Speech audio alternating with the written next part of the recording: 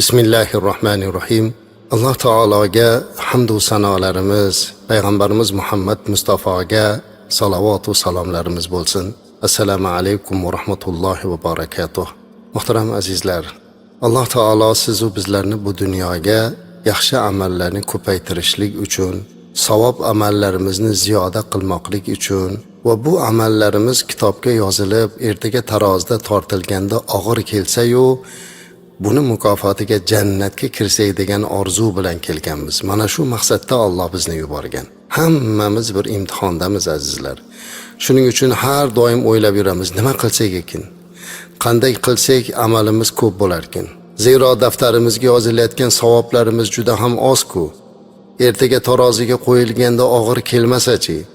Tarozini bir tomoniga gunohlar, bir tomoniga savoblar yozilgan daftar qo'yilganda gunohlar yozilgan daftarimiz og'ir kelsa nima qilamiz degan bu erkak ayol bo'lsin, katta kichik musulmon mu'min hammamizda bu tashvish bor. Shuning uchun mu'min odam, musulmon odam ba'zan mana shu tashvishlarni qilganda nima qilsam ekan degan savollarni berar ekan. Sahobalar ham zero payg'ambarimiz alayhi salatu vasallamning oldilarida ham nafas bo'lib yurgan bo'lsalarda mana shunday tashvishlarda yurgan ekanlar.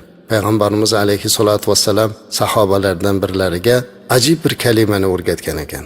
Bu kalima tarozida og'ir keladigan, Alloh yaxshi ko'radigan kalima deb aytadilar. Keling mana shu kalimani bugun sizlar bilan o'rganaylikda, tilimizni mana shu kalimada doim zikr qilib yurishlikka odat qilaylik.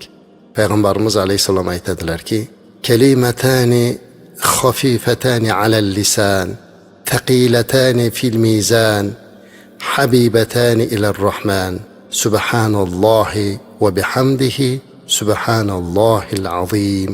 Imom Buxoriy va Muslim rivoyat qilgan. Ya'ni Rasulimiz alayhisalom aytibdilarki, ikkita so'z bor. U tilga yengil, tarozida og'ir, Rahmanga suyukli. Alloh yaxshi ko'radi.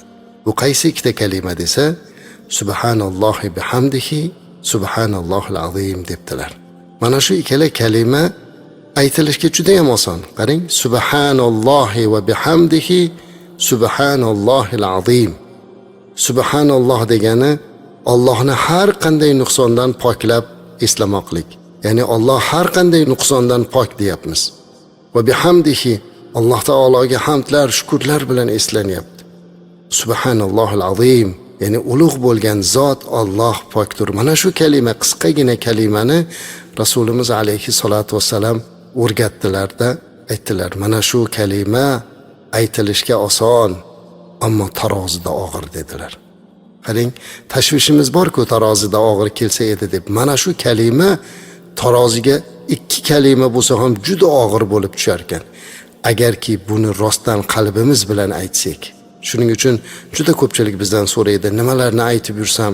Hozir juda ham duolar to'g'risida kitoblar ham ko'p chiqqan, tavsiyalar ham ko'p, hammasini ham aytishga qiynalamiz, ammo mana shu Rasulimiz alayhisalom o'rgatgan kalima ekan azizlar. Tilga yengil, tarozida og'ir, Robbimizga suyukli. Subhanallohi va bihamdihi, subhanallohil azim.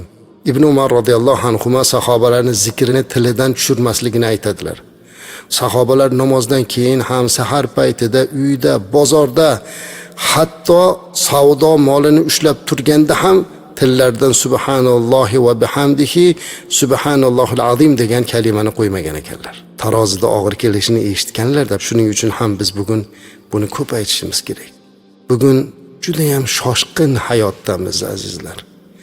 Telefonga bog'lanib qolganmiz. Xabarlarga, dunyoviy gaplarga vaqt topamiz. Bir kunda necha soatimizni bekorsiz suhbatlarga sarflab boramiz. Ammo bir daqiqa bo'lsa ham Allohni zikr qilishga ajratmaymizda. Allohni zikr qilib turish kerak, Allohni eslab turish kerak. Payg'ambarimiz alayhisolatu vasallam aytadilarki, Imom Buxoriyda keladi. Man qala subhanallohi va bihamdihi fi yawmin 100 marra deydilar. Kim agar bir kunda 100 marta mana shu subhanalloh bihamdihi da aytsa, gunohlari kechiriladi. Agar u gunohlari dengiz ko'pi kechalik bo'lsa ham dedilar. Imom Buxoriyda keldi bu hadis azizlar. Shuning uchun tilimizni shunga odattiraylik. keyingi paytda tillarimiz nimagadir haqoratga o'rganib qoldi, so'kishlikka o'rganib qoldida, oddiy gaplashganimizda ham og'zimizdan doim haqorat chiqadigan bo'lib qoldi. Alloh bizni kechirsin. Tilni nimaga o'rgatsa shunga o'rganar ekan azizlar. Bir inson umr mobaynida biror marta ham kalima aytmagan ekan. Odamlar aytsa ham ha endi deb qo'yar ekanda, u odam o'zi qanaqadir bir bog'lamlik narsani sotar ekan hayotda. Jon berayotganda la ilaha illalloh kalimasi o'rniga 2 bog'lami mana shuncha so'm deb jon bergan ekan. Til shunga o'rgangan. Oxirida ham shu chiqar ekan. Ba'zan tilimizni zikrga burib turaylik.